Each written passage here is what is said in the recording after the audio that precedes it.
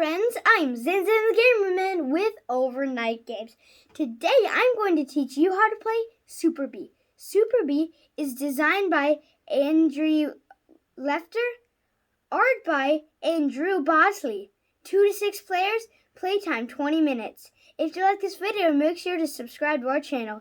Now, let's get going. Setup. Place the board in the middle of the table. Each player gets one player mat. Then fill all the hexagons up with random tiles. And don't put one in the middle because that's where your bee goes. The goal of the game is to fill your whole thing up with honey jars. There are 2 honey jars and 3 honey jars, and there's 2 rounds in the game. How to play. The youngest player goes first for the first round. The youngest player rolls the die first. If whatever number he gets is how far this can move, and it has to be in a straight line unless you get the queen bee. And the queen bee looks like this. That allows you to, so you don't have to go in a straight line. But when you do that, you have to move over the things, and when you pick them up, so if another player goes through there, they don't get any tokens. Whatever you get, it has different effects. You can only have 5 down here. Now let's talk about the action tokens. You can only play 1 action token per turn. And I know what you're thinking, I can only have 5 on my board. But all I want to do is show you guys what they all do.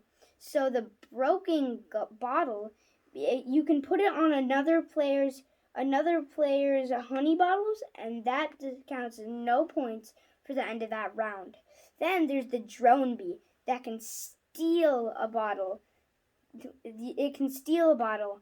And then there's Super Bee, which can block the drone bee, but you lose both of them. So this would actually stay here if this player had the Super Bee. This caterpillar lets you move this anywhere you want. You have to roll the dice, and then you can take, let's say I want to take one from here, here, and here. Then you could do that, but this would have to end up here. Then there's the queen bee. The queen bee, instead of moving in a straight line all the time, she lets you move in any type of line, like zigzag or stuff like that. Then there's this. This lets you swap a bottle that you have out with a bottle that your opponent has. It's something like a reverse. Then there's the cobweb. The cobweb, or the spider cobweb, with a honey bottle in it, lets you have this and get all the ones around it. Oh, 2 important notes that I forgot to tell you. Number 1, you have to play action tokens before you roll the dice. Number 2, you can use the swap token to swap, let's say, the caterpillar out for this one, or swap this caterpillar. If the other person had any of these, you could swap the caterpillar for, or you could swap this for any of these, and you'd have to get rid of this, sadly. There are 3 ways to end the round. One of the ways is if somebody fills up their whole board of honey. Another way is if all the tokens on the board run out. Or there's one more way, and that is if players haven't picked up any tokens for the last 3 turns, then the round ends and the second round starts. At the beginning, whoever had the most honey jars at the end of round 1 will start with 2 honey jars on the side of their board. Whoever got second will get 1 if you're playing in a 2-player game. If you're playing in a 3-player game or more, then the first person would get 3 honey jars, second would get 2, and third would get 1.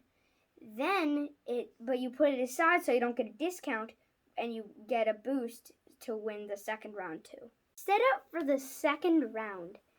First, you mix up all the honey jar tokens and put them on the board face up, just to make this a little more interesting. Then, the person who got the least amount of honey the last round gets to choose one of these first. let's say they choose this one. Then he would choose. This player would choose that one. Then this one here. But then, since he already has his filled up, this player gets to pick all the ones he wants, and to fill this one up.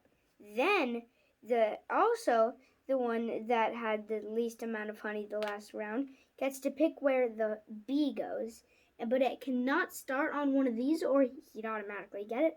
So it cannot start there. It has to start on a space where there's no jars. So let's say he wanted to start here. Plus, that's a really good spot anyway. If there's a tie, since he won this round and he won last round, there's a tiebreaker.